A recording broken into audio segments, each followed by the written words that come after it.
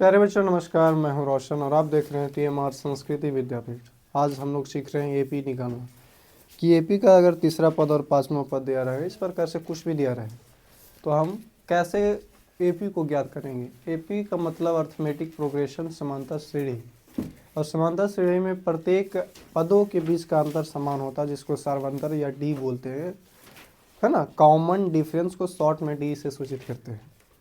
तो अगर जिसका समांतर श्रेणी में समांतर जो कॉमन डिफरेंस होता है ना, वो अगर बराबर रहे तो एपी में है, वरना एपी में नहीं है। तो बाद की बात है, पहले हम लोग इस क्वेश्चन को देखते हैं।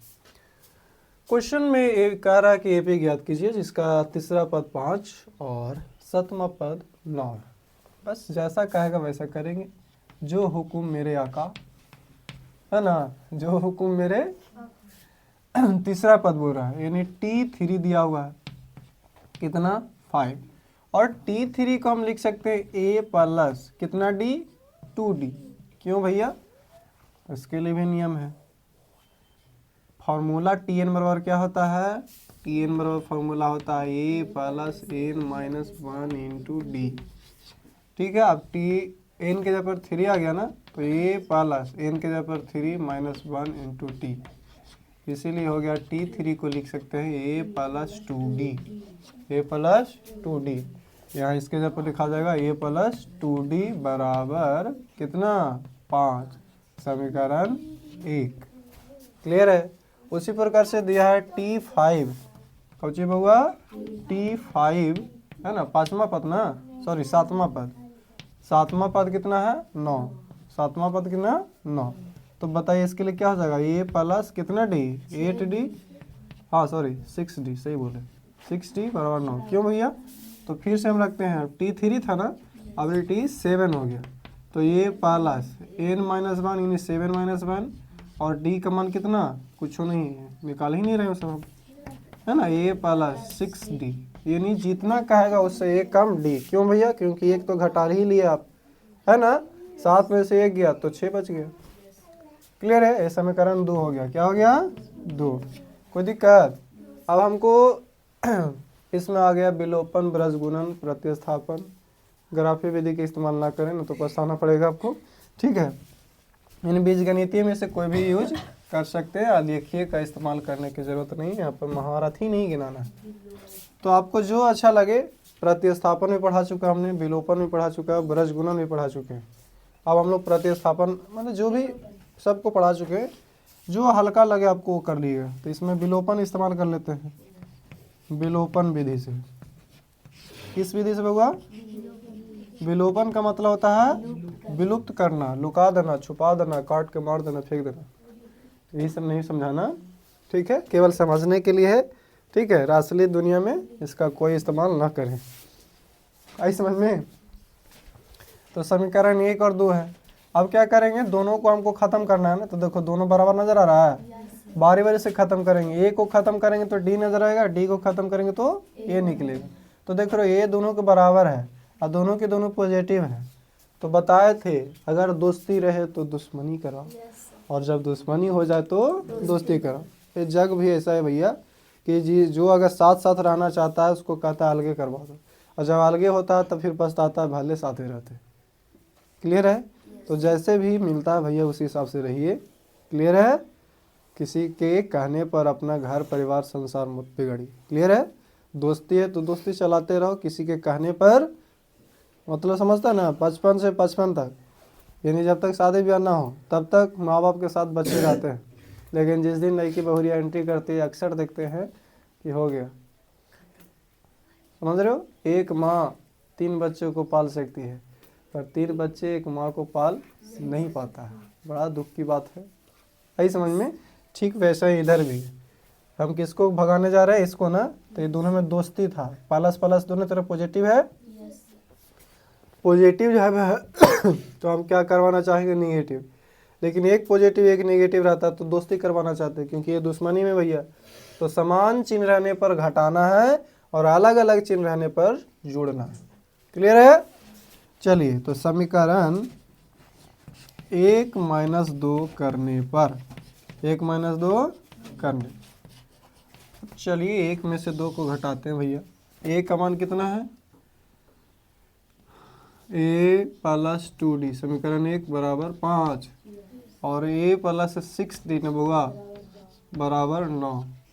एक प्लस एक, जो भी प्लस में रहेगा वो माइनस में हो जाएगा। घटाएंगे तब चिन्ह परिवर्तन होगा, नहीं घटाएंगे अगर जोड़ेंगे तो कोई चिन्ह में परिवर्तन नहीं करेंगे। तब ऊपर था प्लस, ठीक है, ऊपर क्या था बउआ, प्लस, ऊपर था प्लस, बीच में भी था प्लस, तब ना माइनस किए थे। तो बताएं, बार बार बोलते हैं कि बीच वाले अगुआ का शादी के बाद फगुआ में इस्तेमाल होता है खाली, क्लियर है। तो एक प्लस में एक माइनस में, इसलिए कट के जय श्री राम। एक 2 प्लस में, लेकिन 6 किस में आ गया, माइनस में ना, है ना। बाद वाले चिन्ह को ध्यान देंगे तो माइनस में है, तो इसलिए 6 में से 2 गया तो 4, 6 में से 2 गया तो, लेकिन 6 बड़ा था इसलिए माइनस में हो गया डी। अब देखिए 5 यहाँ पॉजिटिव है, यहाँ 9 निगेटिव है, तो 9 में से 5 गया था 4, लेकिन किस में, निगेटिव में ना। चलिए डी का मान हमको निकालना है -4। अब ये देखिए गुना में था, इधर जाके भागा में, 4 से 4 खत्म एक बार में, क्लियर है। यानी डी का मान यहाँ से क्या आ गया, 1 आ गया। कोई दिक्कत होगा। चलिए फिर से हम विलोपन का इस्तेमाल कर लेंगे, ठीक है। समीकरण कितना जोड़ेंगे कि घटाएंगे भैया, तो पहले सब इस्तेमाल भी करना पड़ेगा। अब देखिए हमको यहाँ छो चाहिए, यहाँ नो चाहिए, कुछ होना चाहिए, दोनों बराबर चाहिए, है ना। यानी यहाँ 6 है तो यहाँ भी 6 चाहिए। अगर यहाँ 2 है क्या चाहिए, 2 यहाँ भी चाहिए था, लेकिन किसी एक को बराबर करना पड़ेगा। तो जब यहाँ 6 है तो यहाँ 6 करने के लिए 3 से गुना करना पड़ेगा, क्लियर है। और अगर ना समझ में आए तो चुपचाप नीचे वाला ऊपरे गुना करो, ऊपरे वाला नीचे गुना करो। तो काहे हम ज़्यादा भारी बना, है ना। उस विधि से आप सीख चुके हैं कि नीचे वाला ऊपर गुना करें, ऊपर वाला नीचे गुना करेंगे। अब इसको 6 इसको भी बनाना है तो 3 से गुना कर देंगे, 6 हो जाएगा। तो समीकरण 1 में कितने से गुना कर देंगे, 3 से, और समीकरण 2 को फिर ला करके घटा देंगे। क्यों घटाएंगे, तो दोनों में देखिए पॉजिटिव है ना। समान चिन्ह रहने पर घटाएंगे, असमान चिन्ह रहने पर जोड़ेंगे, क्लियर है। अरे समझ में होगा। तो ये प्लस, अब देखिए इसमें 3 से गुना हो गया ना, कितना से कर रहे गुना, 3 से, तो 3 एकम 3, यानी 3 ये हो जाएगा, प्लस 3 दूनी के 6 डी, अब 5 के 15, क्लियर है बउआ। नीचे कितना है, जे रहेगा वही ना, क्योंकि इसमें कोई भी अंक से गुना नहीं, 1 से गुना कर सकते हैं, करने की जरूरत नहीं है ना। तो ये का ये रह गया। अब ये 6d था, 6d हो गया, और 9 का 9 हो गया। कोई दिक्कत, प्लस हो गया माइनस में, प्लस हो गया माइनस में, प्लस हो गया माइनस में, क्लियर है। अब देखो यहाँ क्या है, प्लस में एक माइनस में, तो 3 में से 1 नहीं, कुछ नहीं, तो 3 में से गया तो 2, ठीक है। एक प्लस में एक माइनस में, खत्म हो गया। अब 15 में से कितना, 9 घटाएंगे ना, तो 9 और 6 मिलकर के 15 होता है ना, तो 6 आ गया। यहाँ से ए का मान 2 तिया 6, यानी ए का मान आ गया 3। अभी भी कोई काम नहीं हुआ भैया, हमको बोल रहा है ए पी ज्ञात करिए, ये नहीं कह रहा था कि ए और डी ज्ञात करिए। और जब तक ए और डी नहीं मिलता तब तक हम ए पी भी नहीं निकाल सकते। अब निकाल गया तो टेंशन कम होगा। क्यों होगा टेंशन कम भैया, ए को ही बोलते हैं पहला पद, बोलते हैं ना। यानी T1 मिल गया, क्या मिल गया, T1 मिल गया। तो अगर हमको T2 चाहिए, क्या चाहिए भैया, T2, यानी दूसरा पद चाहिए, तो फॉर्मूला भी पढ़े, ए प्लस डी, है ना, ए प्लस डी। तो ए प्लस डी क्यों, अभी इसके जस्ट पहले समझा चुके हैं, ठीक है। जितना बोलेगा दोनों में से एक कम हो गया तो बच गई एक, क्लियर है। तो उतना ही डी को कम कर देंगे, एक डी का कम हो जाता है। अब ए का मान यहाँ से 3 हो गया, और डी का मान यहाँ से कितना हो गया, 1, तो 3 और 1 मिलके 4 हो गया, यानी T2 का मान कितना हो गया, 4, क्लियर है। T3 निकालेंगे तो फिर हो जाएगा ए प्लस कितना, ए निकालेंगे तो 2 बचा ना, तो ए का मान कितना, 3 आया, और डी 2 गुना डी का मान 1 ना, तो 3 प्लस 2 एकम 2, 3 2 5, क्लियर है। तो 3 को निकाल गए, एक और निकाल लेते हैं भाई, ए प्लस कितना डी, 3d, है ना। तो ए का मान 3 और डी का मान 2 गुना, सॉरी 3 गुना ना, 3 गुना 1, तो 3 प्लस 3 मिल करके 6 हो गया, क्लियर है। ये नहीं लगातार नजर आ रहा ना, जब क्योंकि डी का अंतर 1 है तो लगातार 1 बढ़ते जाएगा, क्योंकि वो बोल दिए जितना ही बोल दिए उतना ही के अंतर होगा, आगे बढ़ते जाएगा बढ़ते जाएगा बढ़ते जाएगा, यानी ए में उतना जुड़ते चल जाएगा, क्लियर है। आई समझ में। तब इस प्रकार से हमारा एपी का मान हो जाएगा, पहला पद कितना आया, 3, दूसरा 4, 5, 6, 7, 8 इस तरीके से जाते रहेगा। ये हमारा एपी निकल गया, ये आंसर होगा। ठीक है, लिख सकते हैं एपी बराबर इतना है, खत्म। पेज में गया, समझ में आई?